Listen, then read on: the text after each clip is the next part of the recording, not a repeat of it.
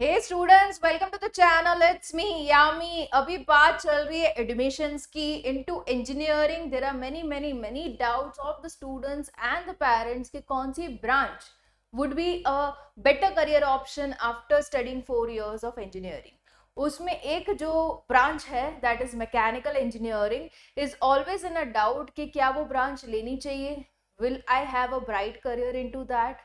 especially even the girls can are having a common thoughts कि क्या ये branch मेरे लिए ठीक है? Can a female candidate perform really well into the career when into mechanical engineering?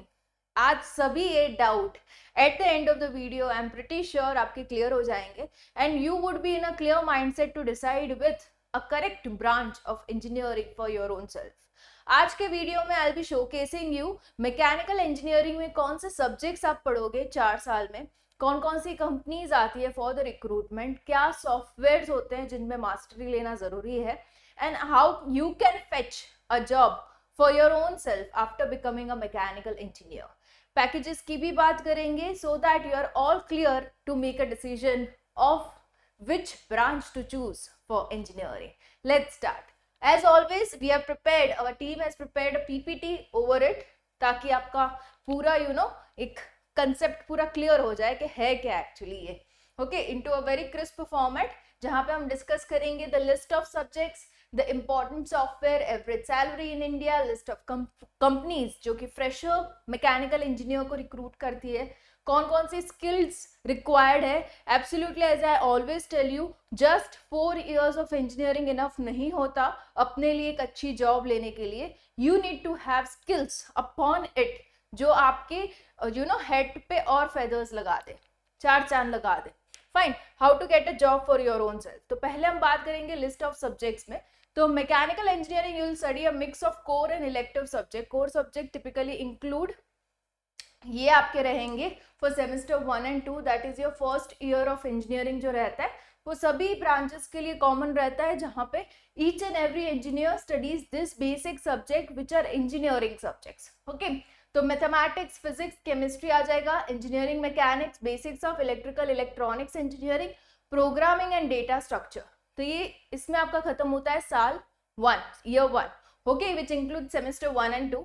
Semester 3-4 में आ जाएगा आपका thermodynamics, fluid mechanics, strength of material, साथ ही manufacturing processes, engineering drawing and CAD.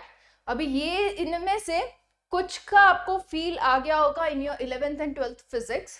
thermodynamics, fluid, strength of material, you have checked upon in your school life, that is in your 11th and 12th grade। तो इसमें से you can take an idea क्या मैं इसको detail में पढ़ना चाहूंगा, क्या ये मेरे इंटरेस्ट के सब्जेक्ट्स हैं, क्योंकि आपका जो 4 साल का इंजीनियरिंग है उतना ही आपको नहीं पढ़ना, पूरा आपका अपना करियर उसी में स्पेंड करना है, राइट? तो you need to check upon क्या ये मेरे इंटरेस्ट एरिया है या नहीं। That you can check with your 11th-12th physics की स्टडी। Do physics subject of your 11th and 12th grade interest you or not? Okay, so this is the thing। semester 5 and 6 में आ जाएगा heat transfer, machine design, dynamics of machinery, control system, theory of machines। okay, ये आ जाएगा आपका third year, 5th and 6th। now into your final year you will study automobile engineering, robotics, automation, finite element analysis, project work and seminars, industrial management। तो इसमें आपकी internship भी आ जाती है when in you will actually practice the live projects of mechanical engineering industries and you will get an idea कि इस तरीके का मेरा job profile रहेगा। मतलब कि when you go into actual job आप internship में एक demo ले सकते हो, trial ले सकते हो।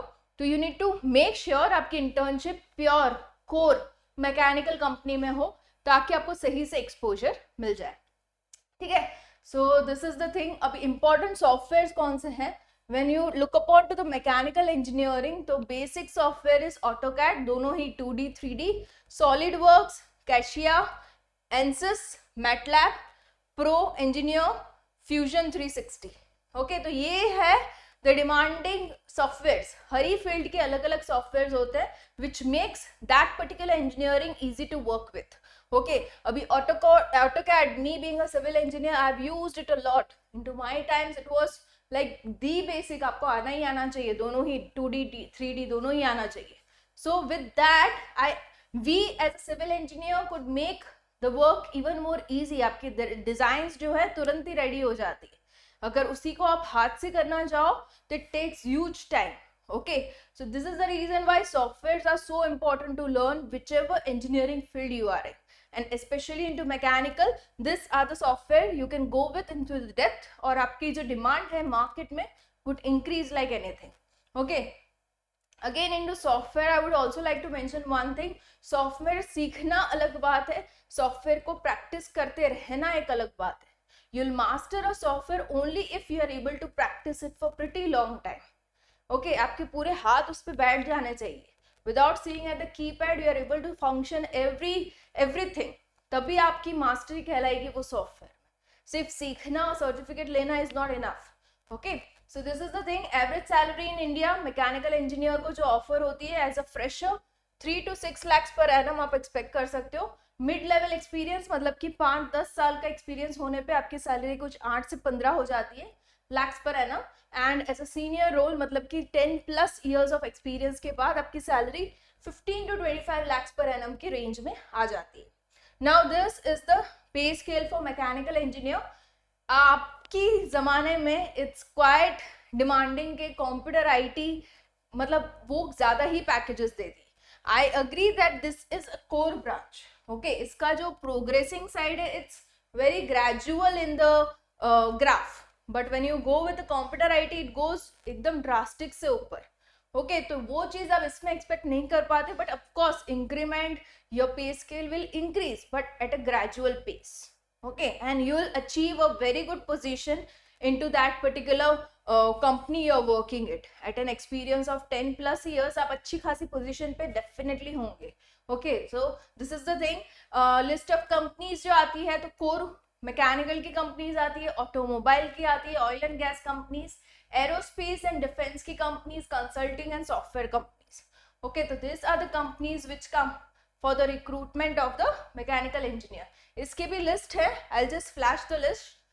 देखो, कोर जो मैकेनिकल है उसमें आ जाती है L&T, लार्सन एंड टर्बो, Tata Steel. You have Bharat Heavy Electricals Limited, that is BHEL, the PSU. You have Kirloskar Group, that is this one. Okay, then we have Thermax. Okay, so these are the companies, the core mechanical companies that come for recruiting the fresher mechanical engineer. साथ ही automobile की भी काफी companies है, like Tata Motors, we have Mahindra, Ashok Leyland, Maruti Suzuki, Bajaj. ये सारी जो है वो ऑटोमोबाइल कंपनीज हैं which come for even recruiting the mechanical engineer. Oil वाली है Indian Oil Corporation, Bharat Petroleum, Reliance Industries we have. So this all come for recruitment. Aerospace और defence की company like HAL, that is Hindustan Aeronautics Limited, Bharat Electronics, BEL. Okay, ISRO आती है recruiting this mechanical engineer. Consulting and software companies like TCS, again being an IT software companies, yes, they definitely recruit mechanical engineer and they train them for further computer knowledge. Okay, Infosys bhi aati hai, Wipro bhi aati hai. Me being a civil engineer, I was recruited into Infosys after doing my masters. I set upon to the interview for Infosys and I was recruited. बात यही थी, भले ही आपका basic knowledge into civil engineering है, they train us for 6 months and then we can work into an IT company. So ये चीजें भी होती है. एसेंजर भी आती है. So this are the companies which actually come and recruit mechanical engineer. Now skills that are required, तो technical skills and soft skills दोनों ही रिक्वायर्ड है. अभी टेक्निकल स्किल्स में क्या क्या चीजें आ जाएगी, तो basic technical knowledge, that is your proficiency into CAD software, understanding of manufacturing processes, materials, knowledge of thermodynamics. ये सारे जो टॉपिक्स है वो एज अ मैकेनिकल इंजीनियर आपके बहुत ही स्ट्रांग होने चाहिए, बिकॉज जब भी आप किसी भी कंपनी में when you are sitting for an interview, your technical knowledge shall be checked upon this topics. Okay, so knowledge of thermodynamics, fluid mechanics, heat transfer, hands-on experience with mechanical tools and equipments, familiarity with programming languages like MATLAB and Python, the basic languages. Okay, soft skills mein again you should be having a problem solving attitude, analytic thinking, good communication, teamwork, project management, continuous learning and adaptability. मतलब कि as an employee, are you able to gel with people, are you able to work in a team, coordinate in a team?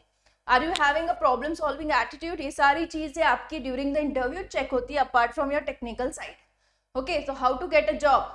So education and internships, you can have certification, online courses, networking, project work.